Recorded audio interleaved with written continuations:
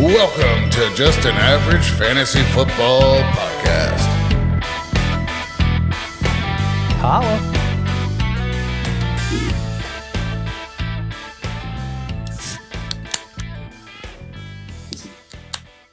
Well, welcome in to Just an Average Fantasy Football Podcast. I'm your host, Daniel Hayes, with Matt Baker. That's me. You can find us at avgffpod.com. You can also find us on Apple, Spotify, Facebook, YouTube. I don't know. For some reason, last week's episode didn't load up YouTube. Still sorting that out, but hopefully it's fixed, and this week's will be. Or you can listen on the website. So go check us out. All right, we're getting ready for week 11. What just came across the wire?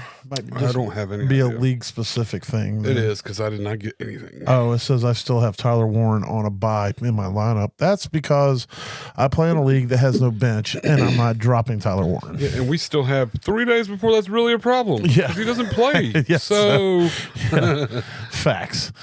But I guess because of the Thursday games. But anyway, let's get into it.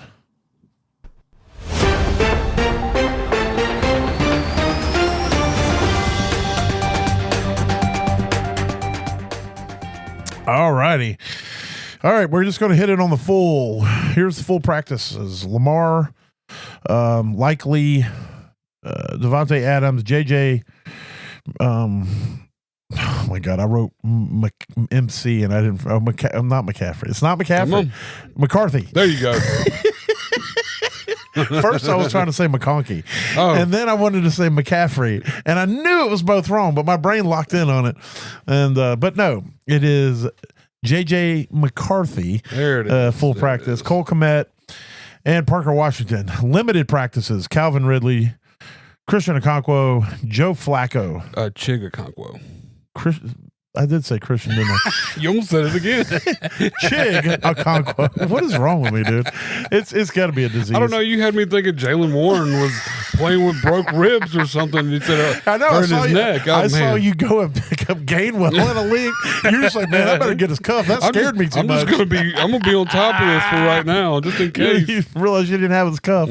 Let's see. Joe Flacco, Isaiah Bond, Cedric Tillman, Harold Fannin Jr., Christian Watson, Worthy Golden, London, Aaron Jones, Chris Godwin, Bucky, Shakir, Dowdle, it's some more. Sorry. Odunze, DJ Moore, Dalton Schultz, Brenton Strange. No, Dalton Schultz actually was in no practice. I apologize. I wrote him on the long list, but I do remember it. Yeah. And then Brenton Strange and Quentin Johnson, and then did not practice. We'll start with Dalton Schultz, J.K. Dobbins. Garrett Wilson went on the IR, so he obviously did not practice. Isaiah Pacheco, Sam Laporta, Darius Slayton, DeAndre Swift, Rashad Bateman, and Dalton Kincaid all did not practice. So it's very important to monitor those and see what we get tomorrow out of your limited and your DMPs to see what happens moving forward. Let's see. Davis Mills is going to start for a second week in a row. CJ Stroud, it was a concussion. Yeah, still dealing with in the concussion protocol. And Jameis Winston will be starting for the Giants as Jackson Dart is in the concussion protocol. Brian Daboll was fired, so the interim coach decided he didn't want to roll with Russell, and he's going to bring up pick 6 Winston and see how that goes against one of the league top defenses, which ought to be interesting. This should be very interesting. Yes, I'm low key kind of excited just because it's always a tornado of insanity every time Winston plays, and I mean it on a good side and a bad side. I mean, you'd love to have him in your lineup. You hate to have him in your lineup, but he hasn't played since last year, and he's not played with this team. He's definitely going to throw the ball. That's for sure. It's if Darius Slayton doesn't play, then it's going to be Wan'Dale for days. Jalen Hyatt might even get in on the action, but Darius Slayton is their downfield guy, whereas Wan'Dale works underneath. So, I don't know. Wan'Dale doesn't really work that outside down the field. That's not really his forte. So we'll see how it pans out. Yeah. But I'd still be willing to play Wan'Dale in a crunch, even against that Green Bay defense, especially if Slayton doesn't play, just because of it's going to be more targets anyway. Oh, absolutely. And then I went and picked up the Green Bay defense that was on waivers in one of my leagues. I don't generally pay to pick up defenses, but I really need a win in this league. I'm 5-5 fighting for the playoffs. So I went and dropped $17 of fab and picked up the Green Bay defense. So I'm hoping that pays off for me. All right. Well, there's the news. So anything that you know of that I may have missed? No, not that I can think of. All right. Well, let's roll into smashes of the week. Woo! Thank you. Yeah, we're gonna. That's right. We're gonna give our smashes. All right. I'll go ahead and kick it off at quarterback. I have Marcus Mariota at the Dolphins. Mariota is pretty safe to play for a floor, even in like tough matchups, and the Dolphins are not that. Despite what they did against Buffalo, their defense is still a little sus, and I think Mariota gives you about 3 points, maybe 4 points a week just off of his legs. So I think he's going to go out there and give you a pretty solid week there at the quarterback position against the Dolphins. What do you got? No, I like that. I picked him as my waiver on the last show, and I'm also going to pick him as my smash on this show. But J.J. McCarthy, playing against the Bears. I mean, he played against them week 1 of the season. He looked like garbage can for 3 quarters, but then lit everything up in the last quarter, and then was injured and hasn't played, and now it's the rematch. Yes. And I mean, if he can look as good as he looked last week against the same shitty defense that the Bears has, I could see him having a really big week this week. So. The only downside is, and hopefully he knows this and they're working on it, but J.J. McCarthy is one of the worst rated quarterbacks in the league against man coverage. And the Bears play a lot of man, which is probably why it was so tough for him last time until he was able to come through at the end, because they started playing a little more zone in that fourth quarter. But hopefully he knows that and he can start recognizing the man defense. A lot of times when he's throwing picks, because he's throwing into man coverage. So, but yeah, I like that. I have JJ in a lot of leagues. And again, with his legs, he's usually able to save a week. Yeah, he can get you a couple points here and there. Yep. All right. Well, who's your running back smash? Running back smash for this week is Rachaad White versus Buffalo.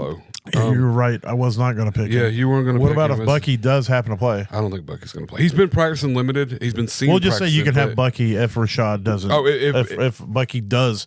Yeah, he's limited, but I don't think he's going to play either, but it hasn't been completely off the table. If he miraculously comes up and they say he's going to play and everything, he's going to be a smash too. I mean, or he's going to be a smash. I think Rachaad White's going to be a smash just because, man, the Bills – They just let the running backs do whatever they want. Yeah, I mean, they're terrible. Yes. Terrible. Yeah. The Bills definitely deserve a whole conversation on their own. I don't think they're the vaunted juggernaut of a team that we thought they were going to be. No. I think the Patriots right now are the top team in that division. And I just think the Bills right now are struggling. They don't really have any solid pass catchers outside of Kincaid. And it just, there's something not clicking right now with Josh Allen. I feel like, they're not in a, there's bad vibes out of Buffalo right now. And like you talked about their defense being sus, but I will say Sean Tucker, if Bucky doesn't play, Sean Tucker could be a deeper play in some deeper flex leagues too, because they've been trying to work him in because of Rachaad White's inefficiency and because Sean Tucker is a better runner. Rachaad White will get all the pass work, but Sean Tucker could be viable in some deeper flex leagues. I hope I didn't steal a Baker bottom from you. No, you didn't. But all right, my running back smash is Aaron Jones versus the Bears. So I will take the running back of your quarterback. Yes. For the same reason, the Bears defense is hot garbage. And when J.J. McCarthy started doing good against the Bears, he started getting the ball to Aaron Jones downfield. Yes. So I think this is going to be a good week. Aaron Jones has basically come in and taken that backfield back. Jordan Mason, I don't know if he's hurt or if he's just not good, but he is not. He's lost. I think he played like 27% of snaps last week. Mm-hmm. I don't know if that's prescriptive moving forward, but I do know that right now, as long as Aaron Jones is healthy, he will be the dude in that backfield. So you can pretty much count on that. Yep. My wide receiver smash is, I think the outrageously squeaky wheel that is AJ Brown right now is going to have a big week versus Detroit. Detroit shuts the run down. Now, I'm not going to say they're going to completely shut down Barkley, but they are a pass funnel. They do force teams to pass more than run just because of how good their rush defense is. And so I think that having that have to be the case, and the fact that A.J. Brown is pouting right now will lead to him getting targeted and hopefully balling out, despite him telling everybody to drop him off their fantasy teams. I think for this week, I always like a squeaky wheel game with a top wide receiver. So yeah, definitely. Anyway, all right, who's your wide receiver smash? My wide receiver smash this week is Zay Flowers against Cleveland. I like it because with Rashad Bateman being limited, and I mean the ball's got to go somewhere. And Cleveland is nasty against the run, so I mean they're going to force it. They're going to have to throw the ball. That's where Cleveland's super weak at. So I think he's going to get out there and have a big game this week. And he's about due for it. He's been down this season. But the Ravens as a whole have been. So I mean. And you could take a shot with D-Hop as a touchdown upside. I don't expect him to get a ton of volume, but this could be one of those weeks where D-Hop gets you a touchdown off of like 4 catches or something. Especially if Bateman doesn't play. I mean, they're going to bring somebody. Yeah, that's barring that Bateman doesn't play for sure. Yeah. But I like that. If the Cleveland Browns defense does have a weakness, it's definitely in the pass coverage. All right, who's your tight end smash? He plays tonight against New England. Mason Taylor on the Jets. Yeah, you think he's going to get targeted? I think he's going to get targeted by hard targeted. Even if he doesn't want it, Winston's going to give it to him. No, different team. Yeah, the Jets. I'm thinking Theo Johnson. Yeah, not Theo Johnson. Yeah, no, not that one. The other New York team. Yeah, the other New York team. It would definitely be against his will. That would be insane if he's in the Jets game. I don't know. I can go ahead and tell you, this is not a first occurrence. It hasn't really happened on air. I get Theo Johnson and Mason Taylor mixed up all the time.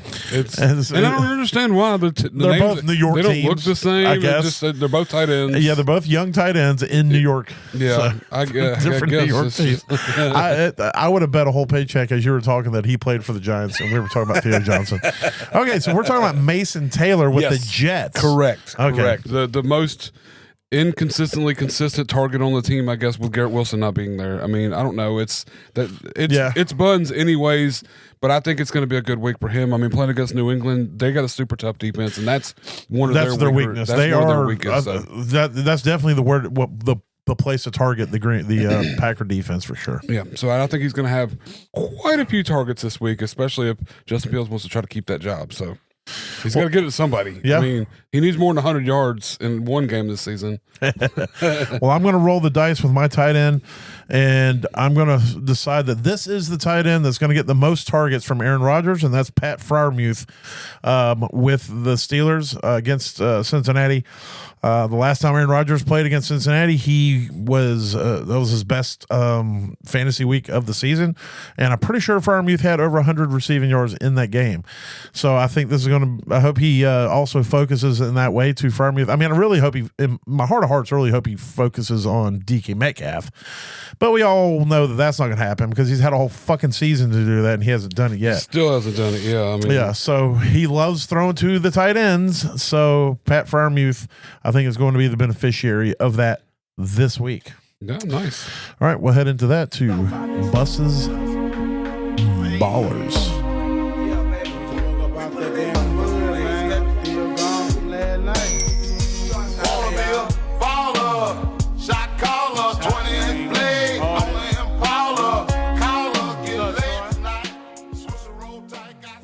All right. I was supposed to be pulling that up instead of looking at my sleeper notifications to make sure there wasn't something to come across the wire. Here we go.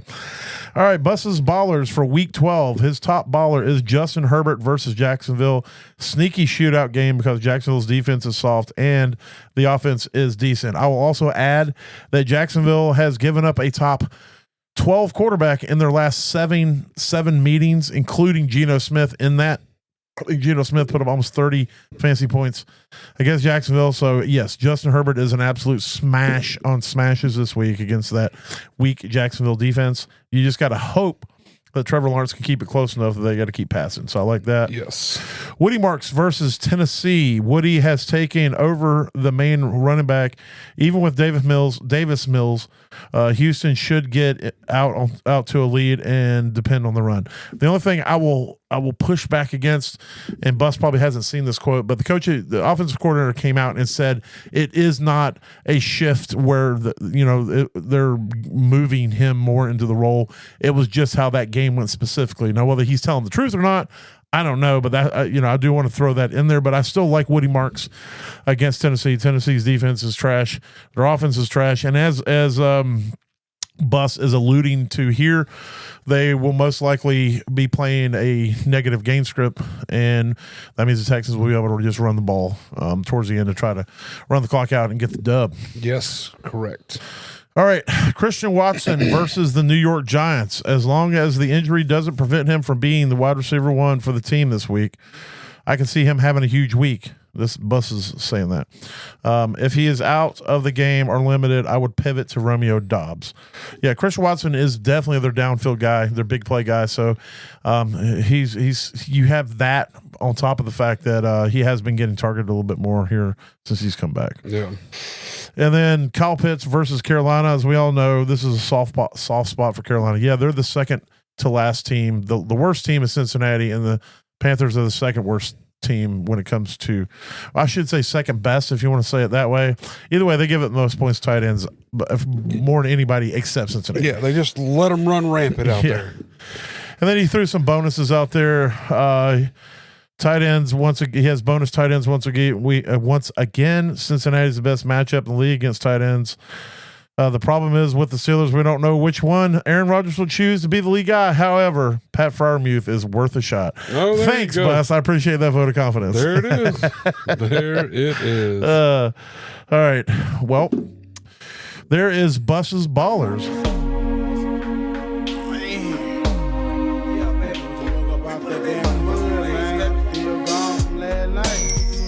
Wanna be a baller, shot caller.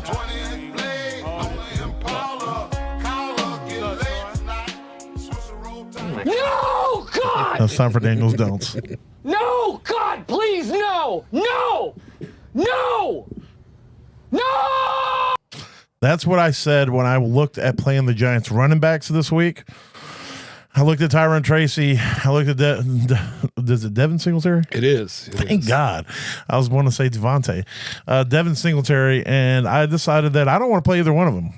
The Packers are tops against running backs, and I just think this is going to be a negative game script play. You might get volume to an okay day. It doesn't kill you with Tracy, but neither one of them are going to win you a week. And there's better. I would play DeMarcado, especially if Bam Knight is out, over both of all the Giants running backs. And the next group I'm about to talk about, and the next group I'm talking about is the Titans. All of them. Don't play any of them. Any Titan. I'm not playing any Titan against Texans. Believe it or not, the Texans defense in the NFL is the top defense of giving up yards and giving up points. And the Titans are the top lowest of yards and points. So you have the number one top defense against the 32nd worst offense in both categories of yards and scoring. And it just doesn't look well for any party involved. So, I know Ridley might be back this week.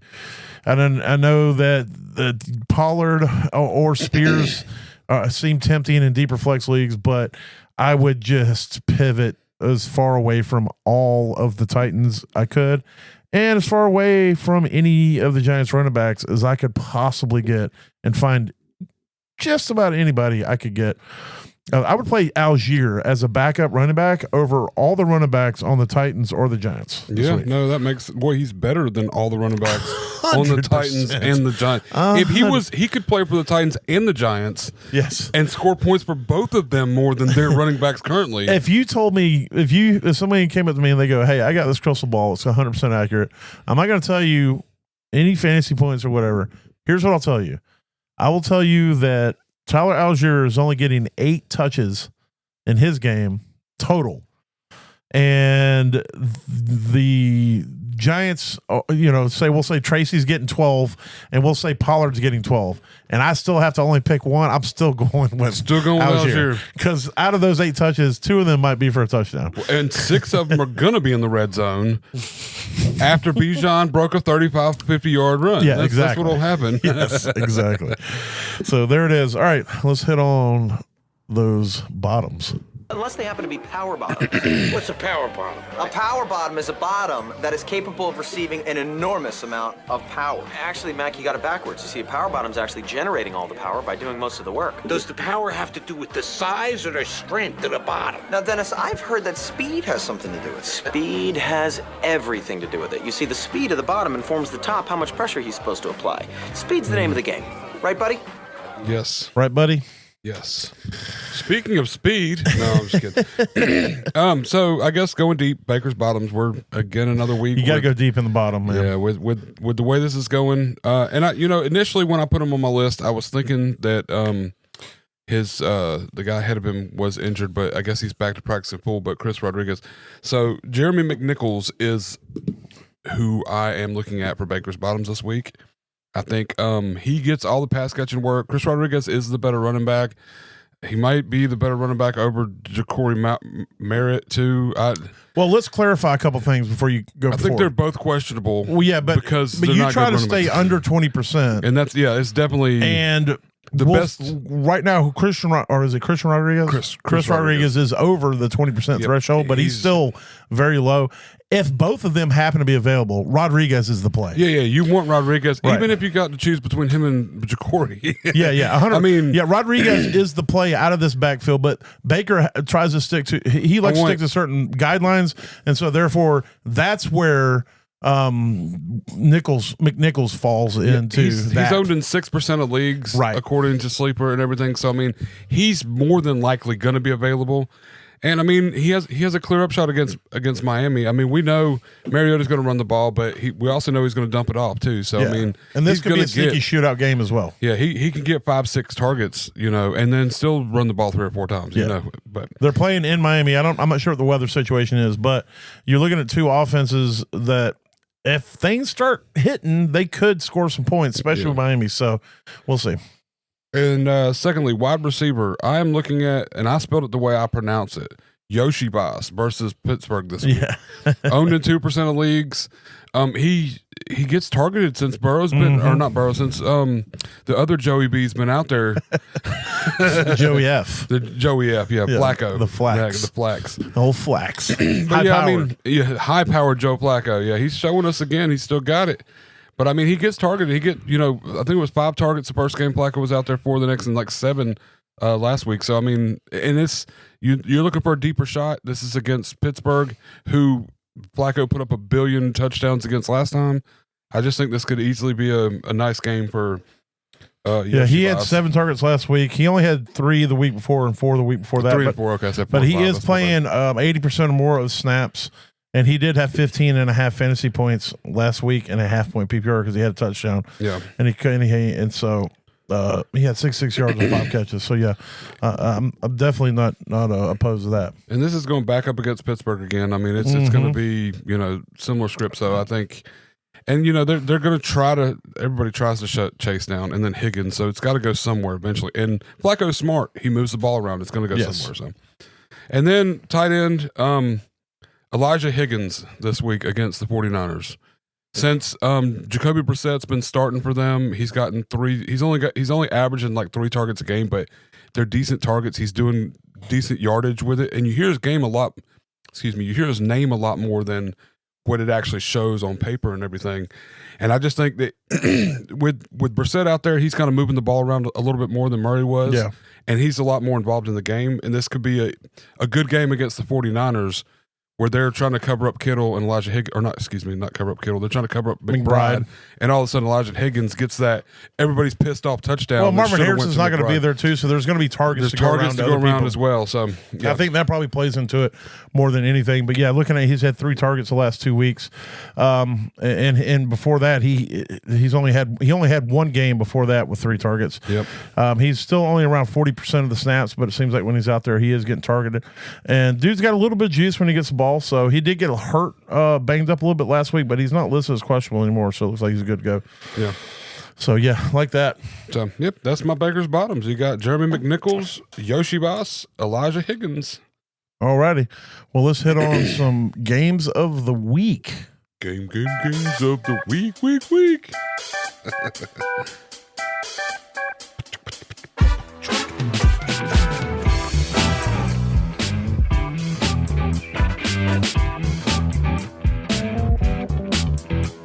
to that part where the keyboard starts breaking down.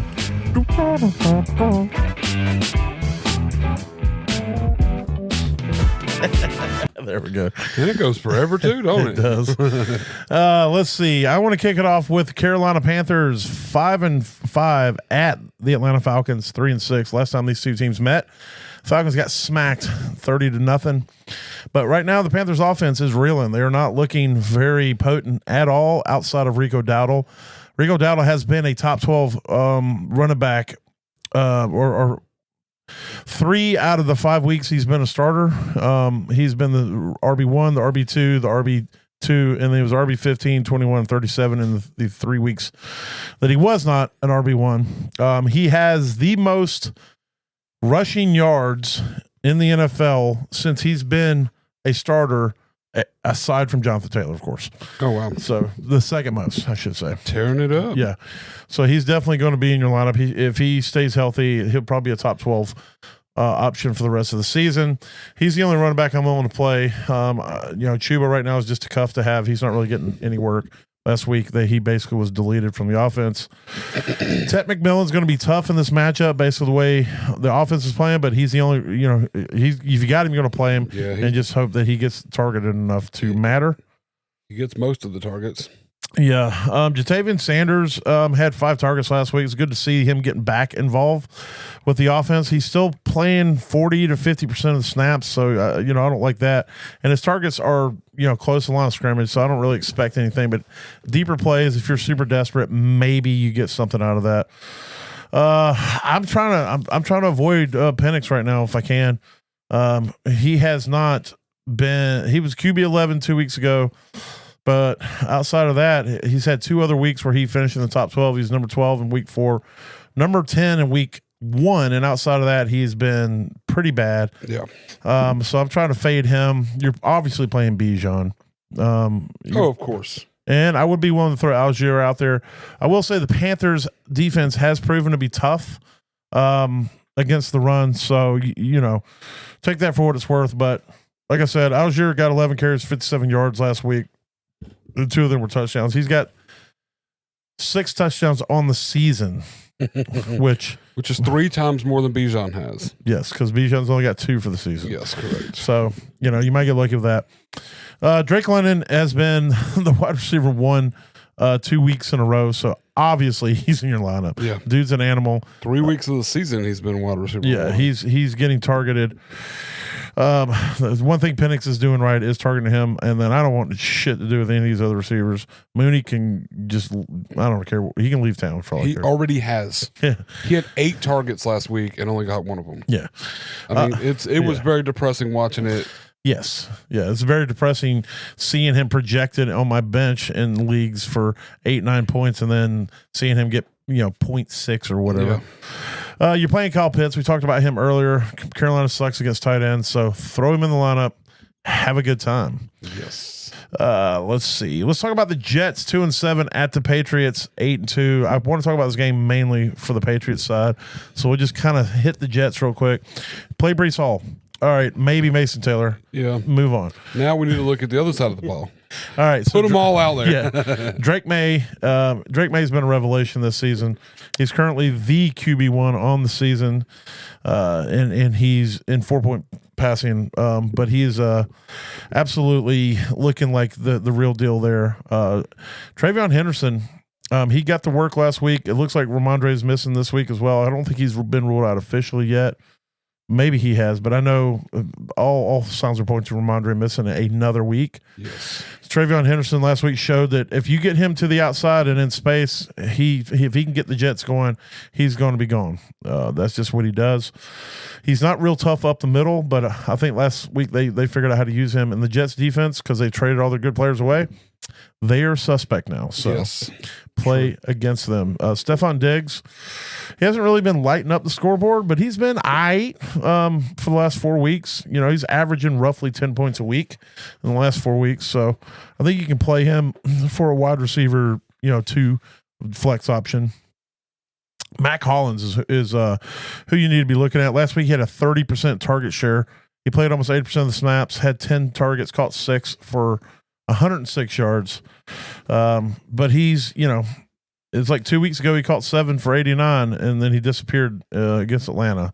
I think against the Jets he can, if he can get it early, he'll get it. But I think they're going to be a negative game script. Yeah. What are your feelings? Are you willing to throw Mac Hollins out there? If you had to pick between him and Demario Douglas, he was almost my Baker's bottom. I think he's kind of filled in a little more of the role with Booty being out with the injury and everything. So I don't know. Last week was a good week, and I just don't like getting caught up in a 1 week flash. Yeah. If that makes sense. Like, I think he's going to have an okay week. He's technically 2 out of the last 3. He's been pretty good. Yeah. Well, but Pops has had pretty decent weeks as of late as well. Right.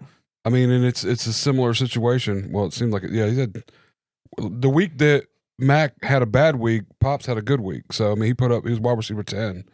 Right. That 2 weeks ago. So it's maybe this is Pop's week and then Mac's week can be quiet again. I don't know. My only concern is that the game script, if the Jets can't score, then the pass is going to shut down in the second half. It's just going to be run the ball. Cherry Brown's going to get 22 carries. That would be awesome. Yeah. No, I am not playing Kyle Williams this week. All the Kyle Williams bros were, and look, I think he's great. He's obviously super fast, but he barely had any work, and he took one to the house, and he's fast. Yeah. But it was nice to see him get out there, and it was nice to see him make a big play. But he's still a sit and watch. Yes. And then Hunter Henry, probably if you want like 7 points, that's like the peak, but he did only barely scored 1 last week. So, it's tough. It's tough. It's a struggle. Yes, it is a struggle.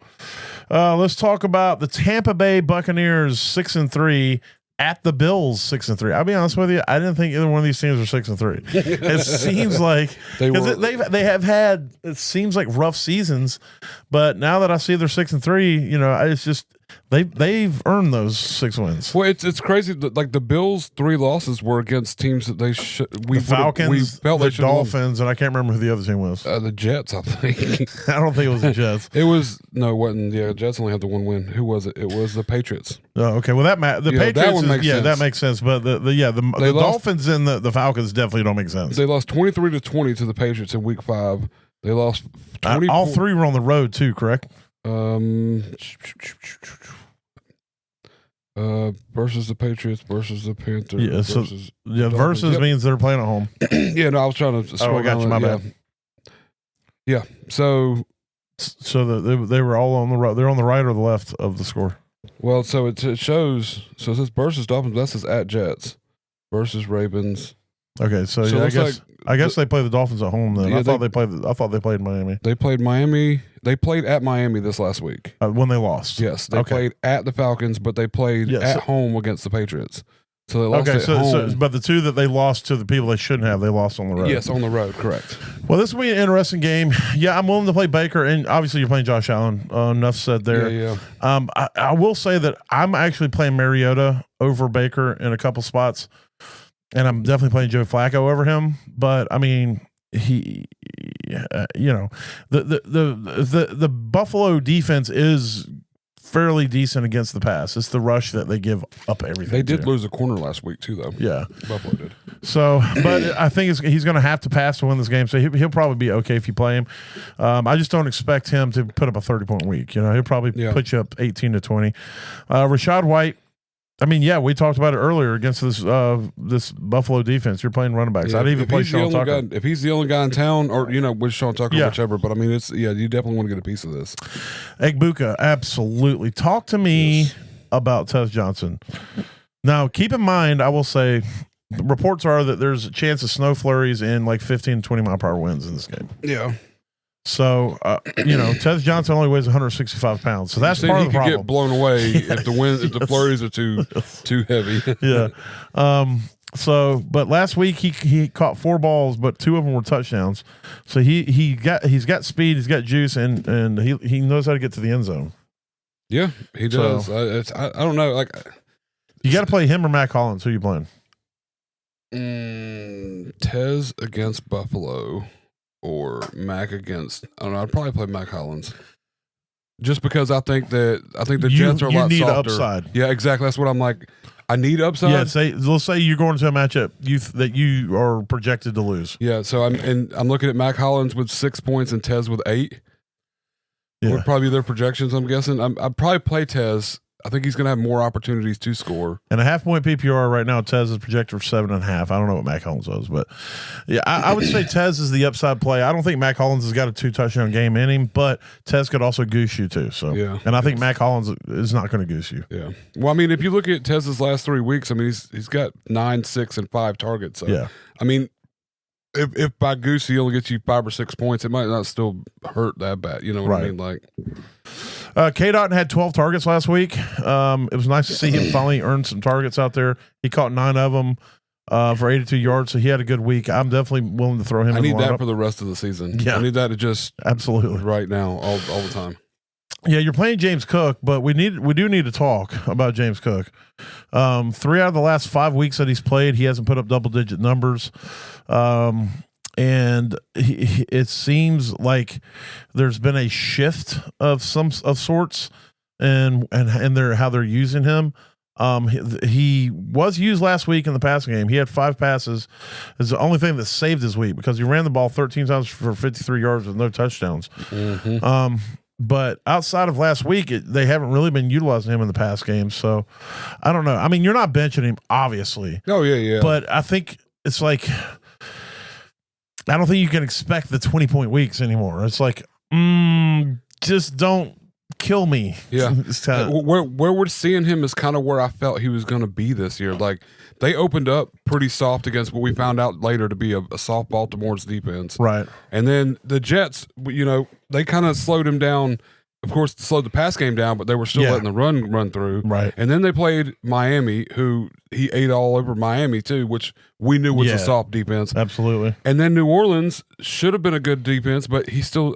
So I was like, well, maybe he's okay. And then since then, it's been New England slowed him down. Atlanta, held him to 87 yards, which is still good, but it's not, what he was doing weeks 1 through 4. You know what I mean? So I don't know. I wasn't super huge fan of James Cook coming into this season, and then I was eating crow the first 4 weeks, and now we're looking at, this is what I thought was going to happen. Yeah. And I don't know what it is. And I think part of it is we thought Ray Davis was going to be more involved than he hasn't been. Yeah, nobody's. So it's like nobody's taking the touches. He's just not being efficient. Yeah, it just isn't working out. There's something offensively that's completely off. Well, Ray Davis ran 2 times for -2 yards last week. So, and Josh Allen's averaging like 9 attempts a game. Yeah. Or 8 attempts a game. So, it could be that. Yeah. Oh, yeah. He's definitely taking the running away. Shakir is your floor play at wide receiver. He's the new Jacoby Myers, your just average wide receiver. Yes. I'm not touching any other wide receivers in this game. Keon Coleman is hot doo-doo. Yeah. Dawson Knox. For a deeper play, especially if what's his lip saying out there? Kincaid. But the last time Kincaid missed a game, Knox only had 2 targets, but one of them was a touchdown. So, I still don't know that Knox is going to get hyper targeted. I don't think he's going to get the kind of passes that Kincaid gets. Is a problem. They're 2 completely different players. So, take that for what it's worth. But in desperation mode, I guess throw him out there in hope. Let's see. Let's go talk about. We already talked a little bit about Herbert with the Chargers, so we can move past that. Let's talk about the Bears game. Yeah, the Bears 6-3, which is surprising, but they're rolling. Vikings 4-5. Caleb Williams, it ain't pretty when you watch it. It's not smooth. It's not calculated. There's nothing where you're like, wow, that guy, he's got it going on. He's good. Yeah. No, but he gets it done. He gets it done, and he's been the QB1 and the QB4 in the last 2 weeks. So he's been very solid in that respect. He's been running the ball more. That was against Cincinnati and the Giants too, though. Right, so I just want to put that out there a little bit. When he played Minnesota last time, which was the first game of the season, he was a QB9 on the week. Yes. And so we'll see how that pans out. I'm willing to throw him out there. Minnesota is a tough defense, but they're division rivals, and they know him better than anybody else. So he rushed for 58 yards last time too. That's almost 6 points just on what he carried. Yeah, he's averaging in the last 2 weeks. He's averaging over 50 yards a game. 50 yards a game, yeah. Yeah, so he's almost a super back. He's trying to get there. he's working on it. Yeah. DeAndre Swift is the dude's been solid, man. He came back off injury last week, 13 carries for 80 yards, averaging over 6 yards a carry. He also caught 5 of 8 targets, only for 18 yards, but you were nice to see him get those targets. Yeah, he had a solid week. When he's out there, Monangai gets very limited work, but he at least saved the week last week and got the touchdown out of his 7 carries. But if you're playing him, it's in a deeper flex. As long as Swift's out there, I don't really expect him to do anything crazy. Yeah. Keep an eye on Odunze. If he's out there, yeah, you're playing him. He showed back up on the scene. He's had 10 targets in 2 of his last 3 games. And he's the top dude there. DJ Moore, I don't want to play him.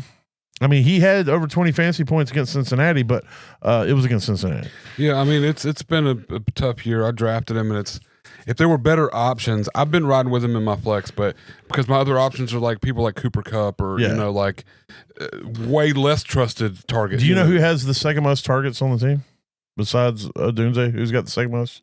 D Swift. Olamide Zaccheaus. Oh, well, yeah, I forgot about that. Yeah, well, they keep fucking targeting this guy. I feel like he has the first most targets on the team. As many times as I hear them say his name when the broadcast it's frustrating. It is absolutely frustrating. And look, I get it. For Zaccheaus, he's just happy to be there, but here's the thing. He's not the most targeted. He's not the second most talented receiver on that team. No. So, and then Cole Kmet's coming back this week, which is definitely going to put a damper on the Loveland Love Fest. And so, he only caught 4 last week. So, play at your own risk when it comes to that. Your play of the week, your smash of the week is J.J. McCarthy this week against Chicago. They do give up points. Obviously, all their games just about are shootouts. So hopefully it'll be the same this week. JJ is a play. Aaron Jones, he's had double-digit fantasy points the last 2 weeks. And last week he played 71% of the snaps. It definitely looked like they were going more to him. He had 6 targets, caught 3 of them. So I don't want to play Jordan Mason, man. He's been pissing me off all season, and he's been straight absolute doo-doo the last 3 weeks. Yeah, he's only really truly had 3 weeks that were really any good. Yeah. And that's based mainly on touchdowns. I mean, he had 100-yard game this season, and his next best game was 68 yards. And that was without Aaron Jones. Yeah, I got roasted on a trade for him, and I don't want to get into the trade because then I'd have to break down all the logistics of the league and make it make sense. But either way, I do regret the trade. I'll admit that, but I still think that the trade was right at the time. It could still value out too. I mean, like without going into it. But another player that's been killing your fantasy leagues is Justin Jefferson, and it's been mostly because he's getting targeted, and he's been okay, but he is not the guy that you want as far as the 20-point weeks that you expect from him. You're not getting the touchdowns. Right. I don't think he's had hardly any touchdowns this year. No, but you know who did get touchdowns? Jalen Naylor. Yeah. He got the touchdown last week. He had 124 receiving yards. Apparently, he's the guy you need to be playing in this fucking offense. I don't know. Jordan Addison. Yeah, I mean, he had 11 targets last week. It was a down week, but there's the other aspect is, if you think about it, this is really only McCarthy's fourth start in the NFL. This will be his 5th. Yeah. So you have to give some space for that, and understand that he's still learning these receivers, learning this offense, learning to be an NFL quarterback. The good news is it's going to get better. Oh yeah. And definitely. So, you just want to be riding the train when it does. Fuck Hawkinson. I don't want to play him. He can go away forever. So unless you have anything you want to add. Bye Hawkinson. Let's see. What's the Bengals at the Steelers play the people, man. It should be another shootout. Let's see. San Francisco. Let's talk about this one real quick. San Francisco is 6-4 against Cardinals 3-6. Brock Purdy. This is the battle of the backup quarterbacks. Oh yeah, The backup Brock Purdy back up to Mac Jones. He's finally getting on the field. Looks like Purdy is finally going to make his first. Is this his first start of the season? No, it would be his 3rd. Sorry. But he's going to play. And to be honest with you, I'm willing to put him out there if you're looking for a decent floor play. The one thing about Purdy is he rarely kills you. Yeah. He generally gets you 15 or more points, and he does have the potential if he gets hot. he can get you up in that 25-point range. Brissett's been really fucking solid since he's come out. He's started 4 games. He's scored 20, 19, 24, and 19 fantasy points. He's been the QB 7, 12, 10, and 10. So he's been a QB 1 in all 4 starts. Yes. I would absolutely throw him out there this week. If I had to pick one of these two, I'm actually going to pick Brissett based off the fact that San Francisco, the defense has been a little soft this year. It has been. I'm hoping if Purdy comes back, he can finally unlock Christian McCaffrey. I'm tired of unlock him. I'm tired of these running back 4 weeks that he's been putting up when he should be put up running back 1 week. Yeah, I mean he has 2 of the last 3 weeks he's been an RB2, so I get it. It's been a little bit demonstrating or whatever that word is. I'm trying to say. I'm with you. This is Brock Purdy's offense. I think he will run it better than Mac Jones and McCaffrey. Yeah, I mean you're obviously playing him. Yeah, don't get me wrong. McCaffrey's doing McCaffrey things, and he's worth every bit of where you drafted him, no matter where it is. But you could have drafted him 1 overall, and you shouldn't be mad about it at this absolutely. point. So, Brian Robinson has put up double-digit fantasy points the last couple weeks. He's got a touchdown in each of the last 2 weeks. He's still a dart throw play. He's barely getting 20% of the snaps. I mean, if he gets 15 or more percent, look out. Yeah, look out. He generally is getting 9 or 10 touches in those weeks, but if he doesn't get a touchdown, you're not gonna have a good week. So you just if you throw him in the lineup, you better hope he gets the ball in the red zone. Hopefully Ricky Pearsall gets out there. We're ready for him to take that leap forward. When he started the season, the first 4 weeks, he scored double-digit fantasy points in 2 of the 4. He was a wide receiver 2 in both those weeks. So, I mean, the sky's the limit for him, and we'd love to see him get out there and do his thing. Yes. Juwan Jennings, I think Juwan Jennings is about to go nuclear now that Purdy's out there. And he's been really good the last couple of weeks. I'm absolutely playing him this week, and I think he has the potential. With Purdy loves Jennings. Oh yeah. And what was it last season? I can't remember. I want to say it was like 20-something targets he had in the game last season. Well, that 1 week where he went absolutely fucking bonkers. Yeah, 41. He had 12, and he had a 41-point week and a half-point PPR where he caught 11 for 175 and 3 touchdowns. 3 touchdowns. Yeah, I remember that. So I think Jennings is going to have a good week. I'm not fucking with anybody else. George Kittle, yes, absolutely. Oh yeah. On the other side of the ball, DeMarcadis has played. I think unless miraculously Trey Benson plays, he has not officially been ruled out this week. But he is nearing return. He is actually projected on Sleeper for points, but I don't think he's playing this week because there's nothing on the practice reports that show him out there. And I think Zonovan Knight may not play at all, or Bam Knight. So if that's the case, DeMarcadis your guy, absolutely. And then Michael Carter would be a deeper play. The guy I was talking about though is really Michael Wilson. Marvin Harrison's not going to be out there. He had appendicitis. I guess I should have listed him at the beginning of the thing, but did not practice. Yeah, I did. Did I have him on there? Yeah, no. I should have put in DMPs, but with appendicitis, he had to get surgery. He should only miss a week for it, as long as there's no complications. But even with Marvin Harrison last week, Michael Wilson had 7 targets. He caught 4. Didn't really do a whole lot with them. But now that he's going to be the dude, I'm willing to throw him out there. As a volume play. Definitely. I mean, we've seen Brissett. I mean, since we brought him up a few weeks ago with Brissett starting, he's kind of gotten a little more. And like you said, with 7 targets last week, and that was even in a game where they were forcing the ball, I felt, to Marvin Harrison Jr. Yeah. Like there were certain plays where it was like he was trying to put the ball somewhere that it didn't need to go, right. To in harm's way and all that stuff just to get it to Marvin Harrison. But I think this without him there, it's definitely going to be a big game for the human Dortch. Could be a deep kind of sneaky play. He hasn't really done jack shit, but the opportunity is going to be there. He did rush the ball last week for a touchdown, so you do have that. He is. They're more gadgety type guy. Yeah, he's running it like 4 or 5 times this year. I thought they were working him in to be the new running back. Get rid of DeMarcado. I'm benching Trey McBride. Dude is straight ass. Yeah, you can't trust that. I am not benching him. All he does is get targets, And with Jacoby Myers, Jacoby Brissett, all he does is score touchdowns. That's it. It's man. crazy. Like, freaking Kyler couldn't get him in the end zone. And all Brissett does is get him in the end zone. Oh. He's had 5 touchdowns in the last 4 weeks with Brissett. Yep. You love to see it. And I'm riding him like a fucking stallion to league championships if I can. Same. Yeah, super pumped about the McBride ride. Yes. All right, we'll hit on this one. The Seahawks 7-2 at the Rams 7-2. Sam Darnold. It's a tough play this week. I almost put some Rams players some Seahawk players on the don'ts because the Rams are so tough against wide receivers and quarterbacks. But I got to give credit where credit is due.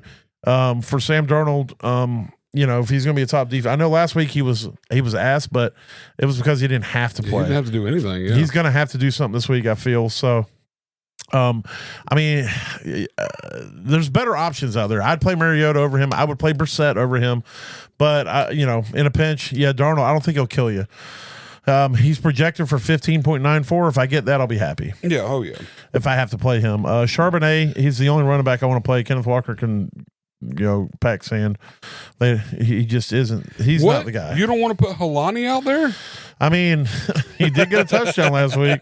And his whole 18% of snaps, he carried the ball 7 times for 31 yards. He had almost 4.5 yards per carry. The Rams are so super tough. And they were leading the game by so far. Yeah. Everybody got to touch the ball. So, but I mean, the Rams are so tough against the run. They are. I'd still be nervous against Charbonnet. I would, but that's why he's the only one I'm going to play.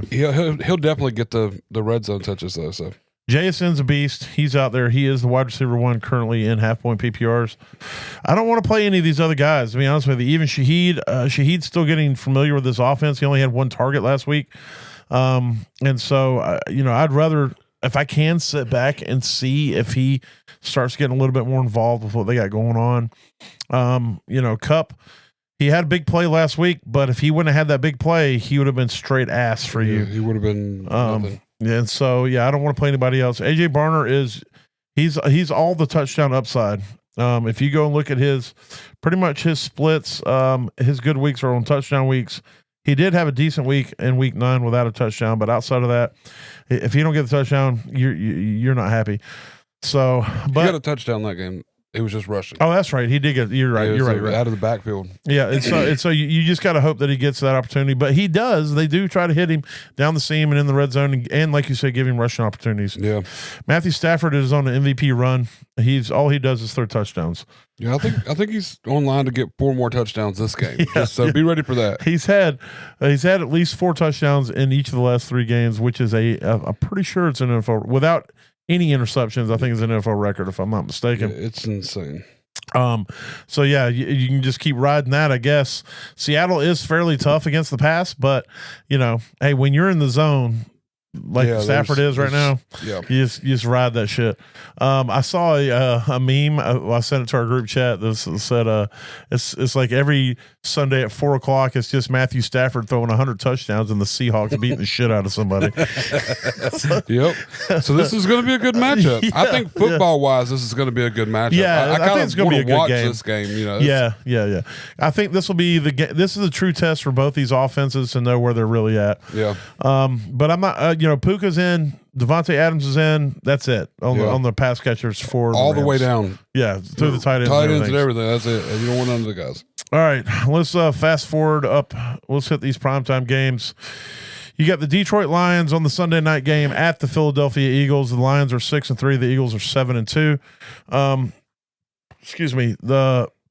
Goff is I don't like Goff on the road. I just don't. But the last 2 weeks he's been pretty decent, even on the road at Washington. So I feel like he'll be okay. They're definitely going to be probably having to run with Philadelphia. So I don't see them just leaning on the run. Plus, we all know Detroit don't give a shit. They could be up by 50 and they're still going to pass every time. If Dan Campbell's still going to be the play caller this week, I think it's going to be I think it obviously looked better last week. Their offense did. Yeah, Gibbs is in. Montgomery's in. Playing both of them. Amon-Ra St. Brown, yes, and Jameson Williams is in with he's had double-digit fantasy points the last 2 weeks. I'm not going to say he's a for sure play.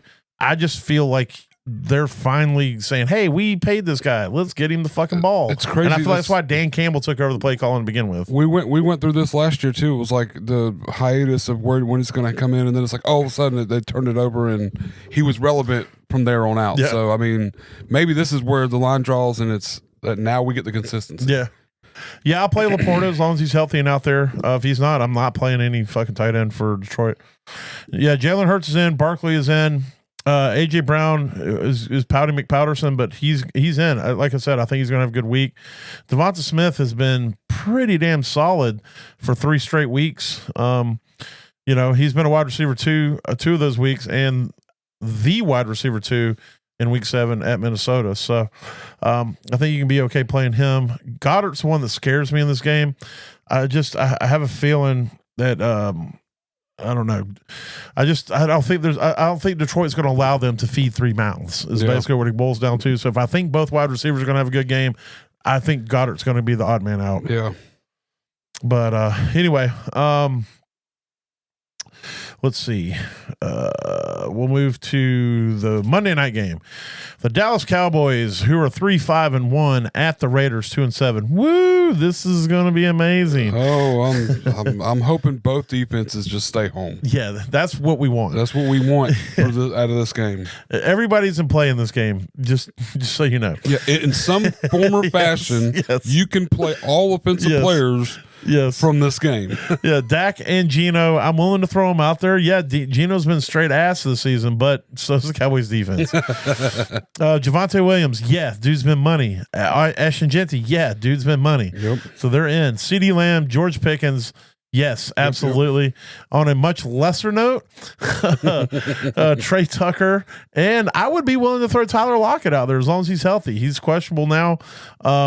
He was limited today, but it's I don't know why on a team that's 2-7, but they're like, hey, let's get an old man and throw him the ball the whole time. Yeah, let's do that. He knows the offense, he knows the coaching, he knows the players. So, like I said, these are Tucker and Lockett are flex plays. Lamb and Pickens are top plays. And then the tight ends, Jake Ferguson and Brock Bowers, they're both in your lineup. Yes. This is where you're hoping that Brock Bowers, I need him to eat everybody's lunch in this game. That's my fingers are crossed for that. I hope he catches a touchdown pass and then throws a touchdown pass to Ashton Jeanty. And they realize he's the better quarterback and he takes over, and then Geno doesn't even play anymore. You are always trying to move players. I want them all to play different positions, man. They need all Taysom Hills throughout the entire NFL. Oh, Lord have mercy. There it is. There's your key games for the week as we see them. So from there, we're going to hit on this DFS real quick, and then we're going to get the fuck up out of here. Oh, yeah. I guess I should give us more time to pull up our defense. Oh, deepest. Did you even do a lineup? I did. I did a lineup for tonight's game, too. Same. All right. I'm almost there. I'm here. All right. Go ahead and kick it off then. Oh, wait. I lied. I don't know what happened. Like, I clicked on it, and then all of a sudden my Wi-Fi just went out. So did yours. All right, here we go.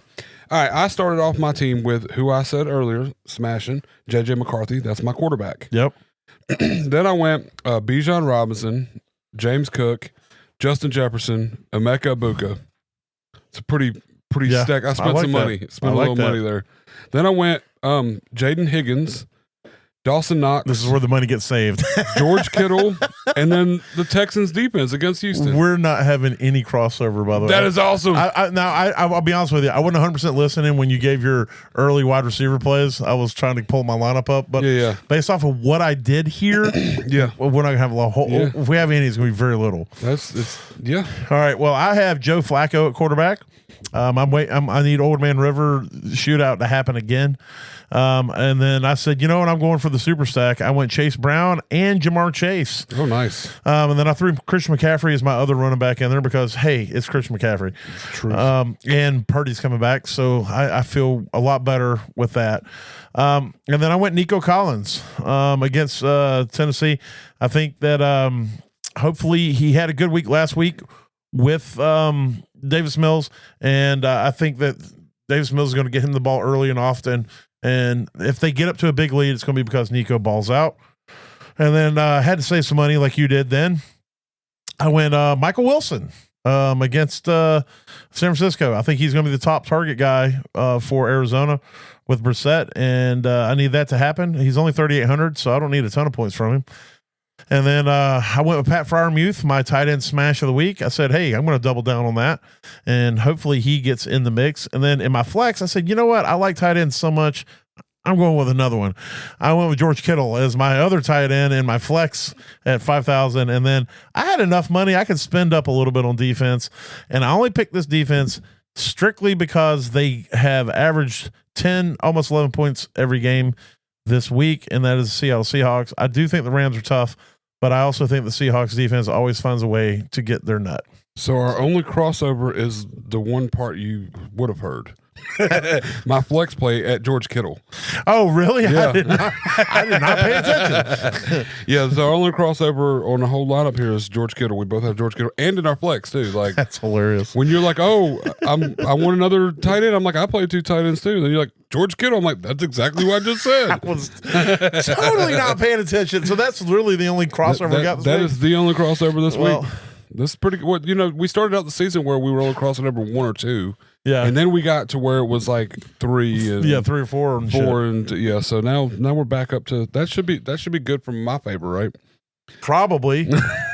Maybe I need to go pick more of your players in. Well, no, because when we have them the same, then I don't win. Exactly. All right. Well, there it is. There is the Thursday night, getting ready for week 11 that's flown by so fast.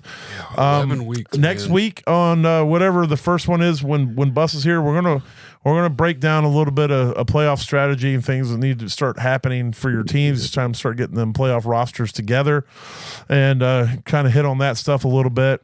Plus, we'll go back over the week that was in week 11 and see who we can get pissed off at, as we generally try to do, because it makes us feel better. Yeah, it's venting. Yeah. But like I said, if anything we say or do helps you get to that average place in your league, that means we did our job, because when you finish average, Matt, you don't finish last. That's 100% right. So I hope you guys have a good week out there, and we shall talk to you on the flip side. Later. Oh, that's the wrong button. Holla. There it is.